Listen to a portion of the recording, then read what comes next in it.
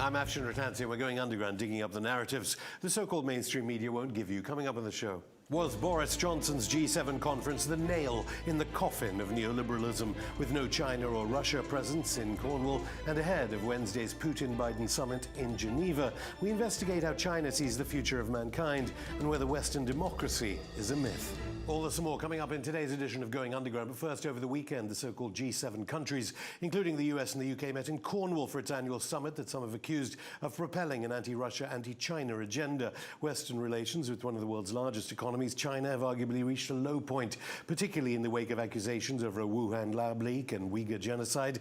Nevertheless, communist China is the only major economy that hit record economic growth in the first quarter of this year amidst the current pandemic. Joining me now for a special show from Shanghai is venture capitalist and political scientist Eric Lee. Thanks so much, Eric, for coming on. The G stands for group, but I don't know whether you think it could stand for globalization. You've said before that globalized or globalism, injected globalization is dead, has been dead for a while. Was the G7 basically another funeral? Well, thank you, Afshin, for having me. I wouldn't call it a funeral. It's a small party. You know, listen, I grew up, my high school, I went to a big high school. There's 300 kids just in my class alone. If you want to have a party with just 7 people, you could do that. It's okay. But I tell you, these guys didn't go very far in life. They didn't go very far in life because they weren't internationalist enough? Well, no, they were too exclusive, too much into themselves, and they thought they were hot, they were bullies, and they could run the world. But the world is much larger than that. And you've said that you can trace our current society as configured in Western Europe to neoliberal reforms after the fall of the Berlin Wall. You see vast swathes of the world as basically failed. They've failed. Western Europe has failed. The 2008 crash, I think you've said that China failed to understand quite how cataclysmic the so-called Western economic crisis was, that we're still living with today despite the impact of the pandemic. Well, I think it all transpired at the end of the Cold War. And as we all know, America and the West won the Cold War, or some would say the Soviet Union lost the Cold War. But since then, I think Western liberal societies have gone on an ideological crusade within their own countries. They thought they got the magic formula, which was globalism. Or liberalism taking around the world. Liberal market economics, electoral democracy, all these things they think is what made them succeed, and they're going to universalize it and push it to the extreme in their own countries. And that led to the neoliberal doctrine, both economically and politically and socially, if you will. And I think that has run aground in the past 10 years. They've gone too far and led to great unraveling of their own societies. And a large number of, a vast majority of the countries that adopted those values and those systems are not succeeding. Developing countries, among the developing countries post-Cold War, China is the only major country that had really prospered and delivered for a large number of people, delivered to them a better life in the world, really. And the analysis that you'll see in the West for that is because it abandoned socialism. I understand you've said actually the years between 1949 and 1979 of state socialism were the fundamentals upon which the Chinese 21st century was built. This has been evolution from the time of the creation of the People's Republic. Well, yes, I had said that, and I think, you know, some people misconstrue the history of modern China. They tend to divide it into the first 30 years under Mao, to about late 1970s and the Deng Xiaoping's market reform, which took China to what it is today. But I've always said that without the first 30 years, the market reforms would not have been possible. In the first 30 years, obviously, we had a lot of problems and made a lot of mistakes. But it was in the first 30 years, we took our life expectancy in 1949, barely above 40. I think it was 41. I've outlived life expectancy in 1949 when People's Republic was founded, to already into late 60s or 70s in the late 1970s. 67, I think, was the life expectancy. Literacy rate went from negligible to just over 80%, 100% among young people in the late 1970s. Industrial base was built in the first 30 years, and more importantly, national independence, because China acquired nuclear weapons, so nobody could invade it. And that allowed it to pursue its own path after the first 30 years of the People's Republic. So Deng Xiaoping's reforms were successful in many ways because the foundation that was laid in the first 30 years. And profound, you've argued, has been the relationship between political power and capital. You claim that, well, these G7 leaders, capital exerts disproportionate influence over our politics here in Britain, in NATO countries, whereas in China, capitalists just don't have that power. Well, I'm a capitalist. I got no power. No political power anyways. So I think what has gone astray in the West, in America, and maybe in parts of Europe and UK too, is after the Cold War, they've gone on this neoliberal path where capital has, or the interests of capital have risen above the interests of the nation state.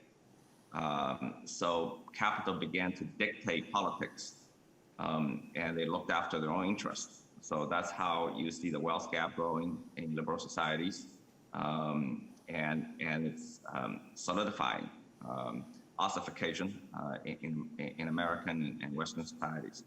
And indeed, the inequality has exploded. There are food banks down the street from me here. Remind us, what is the precise difference between capitalism in a NATO neoliberal country and capitalism in China? We don't have capitalism. We have a market economy. We do have capital, and we have people like me who manage capital. Capitalism, to me, means a market economy means that you manage capital in a way that it generates efficient returns. You allocate resources efficiently. Okay. Capitalism, to me, means somehow capital, the interests of capital, rise above the interests of the society as a whole, and they capture the political system for their own benefits. And that we don't want in this country. You've often extolled the virtues of meritocratic Communist Party cadres. The definition, philosophically, of meritocracy is inequality. Do you not see the dangers of the increase in inequality in China, not just because of how successful in terms of market economics China has become, but because of the system itself based on meritocracy? Well, I've always said that China has meritocratic governance, but I never call it a meritocracy.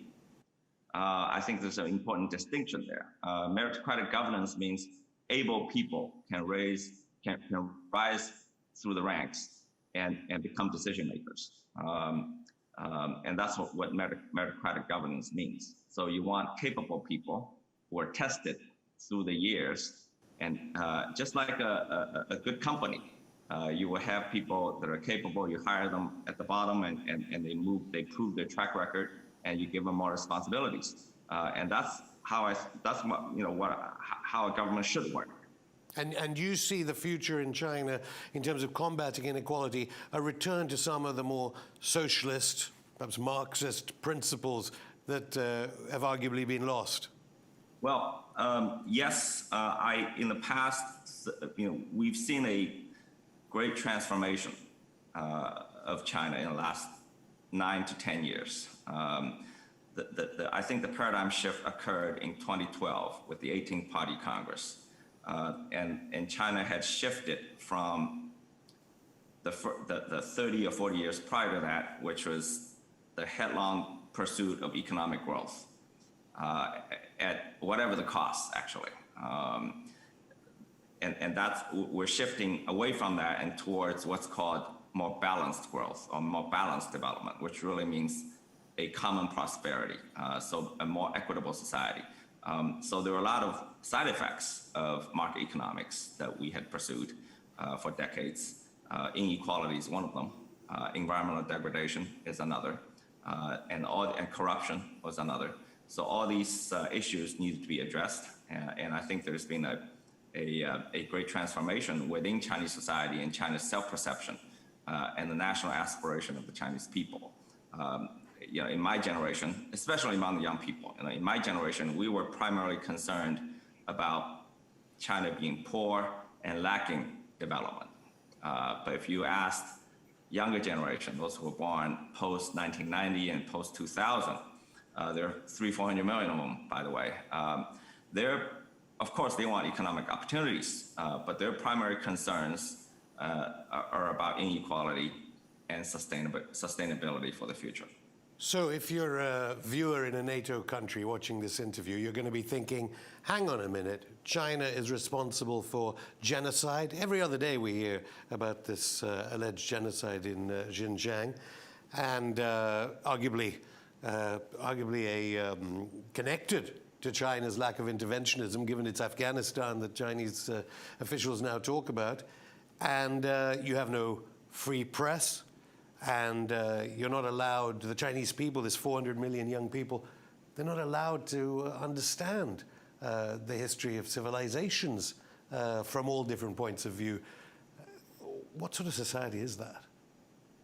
Well, if that's what they want to believe, they can believe that. If that's true, China's going nowhere. If that's true, China would never have achieved the kind of success it has already achieved. The young Chinese youth is extraordinarily knowledgeable about the world. And that's a fact if you come here. We have the post-90, post-2000 generations are extremely well informed about what's going on. I'm not saying Wikipedia is that great, but Wikipedia is banned in China. Yeah, but, well, they can still get CNN. Let me give you one example, okay? I'm so sorry. And RT. I'm so sorry. RT, yeah, that's yes. Okay. But listen, I think that the year before pandemic, 2019 alone, about 120, 130 million Chinese people went abroad and came back. Okay, it's the largest outbound tourism country in the world, by far. So to say that somehow Chinese people don't know about what's going on in the world, I think they're badly mistaken.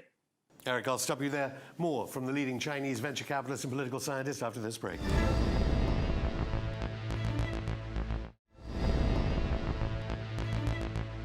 Welcome back. I'm still with venture capitalist and political scientist Eric Lee. You said that Europe, the European project is basically finished. Obviously, a lot of people in Britain agree with you because they voted for Brexit in the largest democratic vote in history in this country. Do you see the response to China's rise in terms of sanctions, in terms of what many, certainly Chinese officials believe is propaganda in the Western media? These are the only responses left for Brussels and Strasbourg? Well, I wouldn't be so pessimistic about Europe and about Europe's relationship with China. I mean, I don't think the European project is finished. It's certainly in some trouble. I think it's in trouble probably because it's taken on an overly ideological direction for some time. And I think some self-corrections are needed. And I'm still optimistic about the future of Europe and for it to correct itself. And rebuild it. But in terms of the relationship between Europe and China, we talked about, and the West and China, we're talking about G7, the meeting that just took place in the UK. I was just looking at the numbers of the 7 countries, okay, the largest economies of 3, US, Japan, and Germany. Guess who is their largest trading partner? all three of them, China. Okay, and in the UK, China's UK's biggest import market. Right? There's 200,000 Chinese students studying UK universities right now, paying 1.7 billion pounds a year in tuition. It's probably the largest source of foreign revenue in UK universities. So there are extraordinary interconnectivity between China and all these European countries. Okay, there is the interconnectivity, and China just replaced, as you say, Germany as Britain's biggest import market. But you know about the sanctions. What does a businessman think watching this program, knowing the third-party sanctions, and China's now saying they're going to retaliate against U.S. Trump-era sanctions that have been continued through to Biden? What is a businessman supposed to think, despite all the big figures of huge interconnectivity, about the future? This is unstable. How can I be sure that our governments here in Europe are not going to sanction me for some element in the supply chain? Well, it's unfortunate, and I think it's self-defeating. Like I said, China is the largest trading power in the world today, and it's the largest trading nation in the history of the world. So if countries want to alienate or isolate China, they're going to be isolating themselves. But I mean, China is built into the world economic system. I know that it's been reducing the amount of bonds, US bonds it's been buying, the US debt. Apparently it's increasing it now. 9 billion up, $1.1 trillion of US debt owned. Why is China so interested in optimism for the American dream, as we've seen the recent instability in the United States? I'm not sure optimism is the right way to describe this financial relationship. China obviously is the largest creditor. Well, why buy the debt? But it has to, because the economic equation. So China, of the trading relationship. So the equation has to balance. So in order, fundamentally, I'm not an economist. If you ask economists, I believe they will tell you that the U.S. is consuming too much and making and saving too little. And that's why this imbalance. One way out of the reliance on the Federal Reserve, which obviously that is interlinked too, and lots of talk even in NATO countries about the mass printing of money here in Britain, the Bank of England and the Federal Reserve, is cryptocurrency. Why is China clamping down so hard on cryptocurrency miners that would make countries all over the world, in the developing world, independent of a Federal Reserve, which arguably operates for U.S. interests? Well, I'm not an expert on cryptocurrency, but what I've read is there are two issues. One is it's extraordinarily energy consuming to mine Bitcoins. So I think that's one of the reasons they are trying to control it. And the second reason is obviously it's a currency that's poorly regulated at the moment. So there are probably a lot of potential for financial risks. The U.S. Federal Reserve is also, I think, cracking down on cryptocurrency. In the future, I think cryptocurrency does have a role, and I think countries could cooperate and work together to develop the rules of the road for cryptocurrency. But I think it's still at a very early stage. Yeah, those who are for cryptocurrency talk about solar energy to power. power. An important development actually is the digitization of the RMB, which is different from the other cryptocurrencies. This is a fiat currency that's being digitized. I think China is at the forefront of that. And already the United States is looking into that too. But when you talk about regulation, that would be the United States regulator regulating the dollar. China would prefer that? No, I think China would be regulating its own digitized RMB. Fundamentally, what are the big differences and perhaps reforms that NATO countries still suffering the legacy of the 28 crisis could learn from China? Or are the histories just too different? Britain had a civil service. People say our vaccination program here in Britain benefited from the creation of the National Health Service in the post-war period. Are there lessons that Western European countries can learn from China recovering from the impacts of neoliberal policies? I think Western countries should really, instead of trying to develop ways to keep China down, they need to reform. The West, America and Europe need reforms badly. They need to reform their systems and make them work better. Less politics, less ideology, and more delivering practical goods and practical benefits for their people. That's what governments tell their peoples all the time in NATO countries. That's exactly what they're trying to do. And in fact, one big issue, I think, with Western countries is that somehow they have convinced themselves that there's only one form of democracy, and it's called liberal democracy. And they've made this link between liberalism and democracy. Only liberal societies can be democratic. And I think that's false. There could be other forms of democratic governance. I, for one, think China is very democratic. And it's not liberal, but it's democratic. Western countries tend to believe that somehow you have to be liberal to be democratic. And in fact, I think liberalism has led to a lack of democracy in Western countries, has made the West less democratic. So I think that's something that we ought to consider, and Western countries ought to consider philosophically. And yet the peoples of Europe, the vast majorities of them, are sure that they are the ones living in the democratic societies and you're not. I think, the West tends to measure democracy by procedure.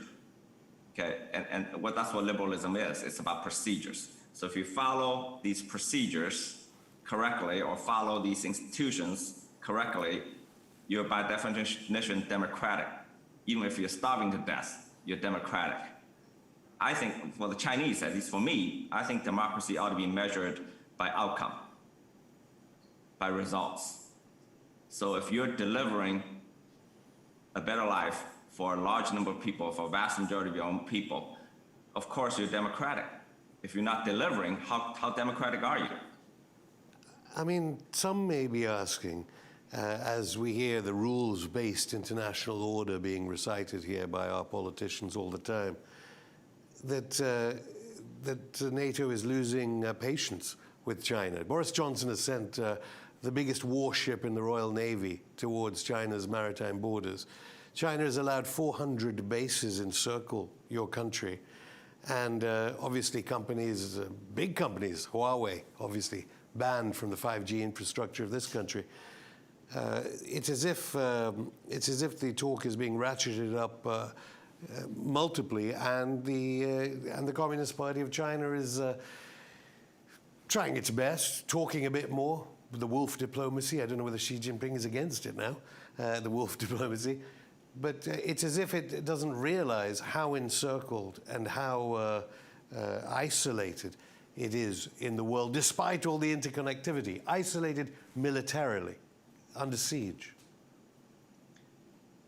I think that's an unfortunate development. I think it's contrary to what we know are the facts on the ground and what we know from history.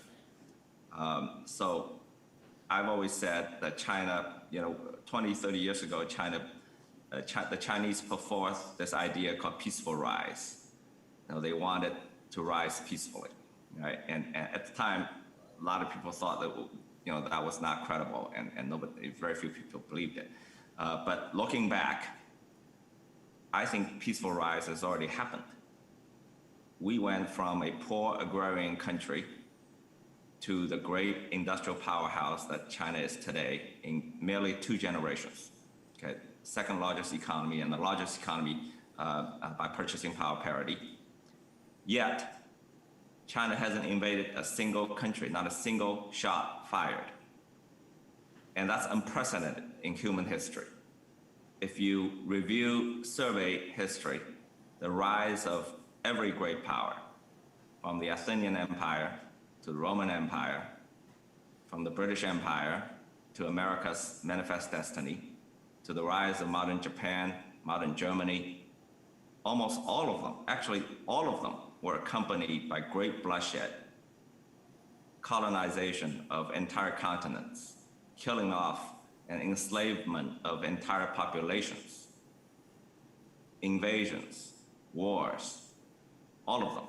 And China's rise has been faster and bigger than them all. But so far, not a shot has been fired. And that's a great accomplishment. And instead of celebrating this accomplishment and encouraging its further development, we have these hostilities that are developing among Western powers. And I think that's preposterous and unfortunate and disappointing. Maybe people in the global south recognize those Chinese achievements. I know the programs in Latin America, in Africa, in Southeast Asia. Here in Britain, you probably know about media censorship. We have Julian Assange being tortured up the road here in Belmarsh Prison, according to the UN. China's network, CGTN, de facto banned here by regulators. How can China get this message out to the world that it comes in peace if every time any official medium tries to speak, it's suppressed, and journalism arguably in NATO countries is, well, some people accuse it of being captured by the military industrial complex? Well, I tell you, I don't have any good idea how to get China's message across, but if Western elites and Western media don't want to portray a China that's truthful to their own peoples, that's their loss. And they're doing disservice to their own peoples. And they're losing credibility among 1.4 billion Chinese people as well. And I think, it's on them. Eric Lee, thank you. And that's it for the show. We'll be back on Wednesday when Vladimir Putin meets with Joe Biden in Geneva. Until then, keep in touch via social media and tell us if you think NATO Nation media reporting on China is fair. Thanks for watching this Going Underground interview. Don't forget to leave a like and subscribe to the channel with notifications on to never miss an interview. Now it's your turn. Tell us what you think by commenting below and getting in touch via our social media. See you next time. All that is solid melts into air.